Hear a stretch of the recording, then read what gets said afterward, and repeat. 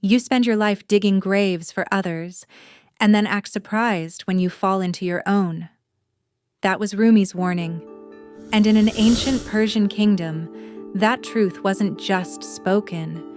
It was carved in stone, sealed in silence, and felt in the quiet shame of an entire people. There was a time when, no matter how bright the sun shone, the people lived under a cloud. No one was happy, but no one ever took the blame. Merchants blamed their customers, farmers cursed the sky, even children pointed fingers after they fell. It was an epidemic, not of disease, but of excuses. The king, weary of complaints, had an idea, a strange one, a final one. He ordered the construction of a monument, a mausoleum, the grandest the kingdom had ever seen.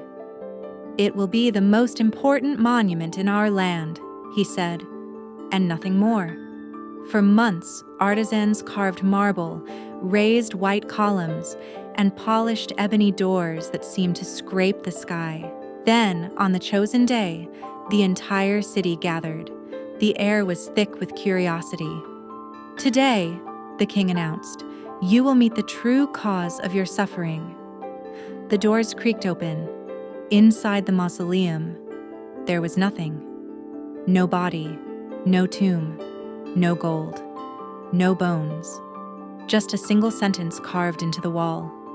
"Here lies the blame of those who never owned their mistakes."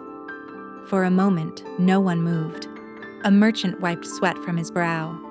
A weaver covered her mouth. A young warrior fell to his knees. Then, finally, the king spoke again.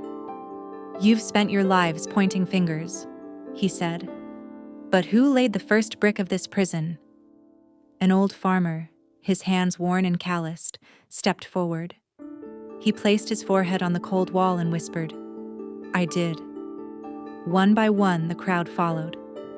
There were no enemies in that place, only reflections, only the ghosts of their own excuses. That night, for the first time in years, the streets were quiet. No more blame, no more murmurs, only the sound of shovels digging in the soil, not to bury anything, but to plant something new. And that silent, empty monument? It never held a corpse, but it buried something far heavier. From that day on, they called it the Tomb of Dead Excuses. How many times have we done the same? Maybe today is the day we build our own mausoleum and leave inside what no longer serves us. The wise Rumi also said, "You are not a drop in the ocean. You are the entire ocean in a drop." And just like the people of that ancient Persian city, each of us carries within a universe of possibilities and of excuses. How many times, in the rush to point fingers, do we forget the power we hold in our own hands? The mausoleum in the story wasn't an ordinary tomb. It was a mirror without a reflection. A silent invitation to face what we fear the most. The truth that we are the only architects of our own prisons.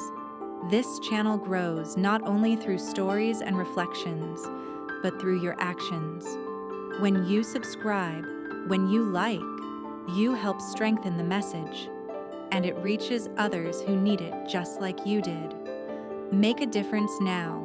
Subscribe, leave a like, and check the pinned comment for more resources that can truly change your life. We've prepared a free mini ebook on how to apply ancient practices of silence and clarity to real-life moments, made for those who want to live wisdom, not just read about it.